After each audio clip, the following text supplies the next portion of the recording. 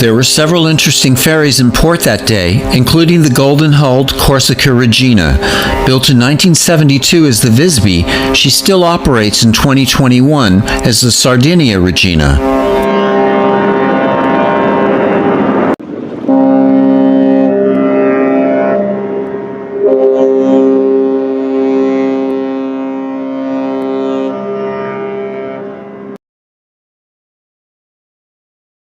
Draaiden ze eigenlijk op.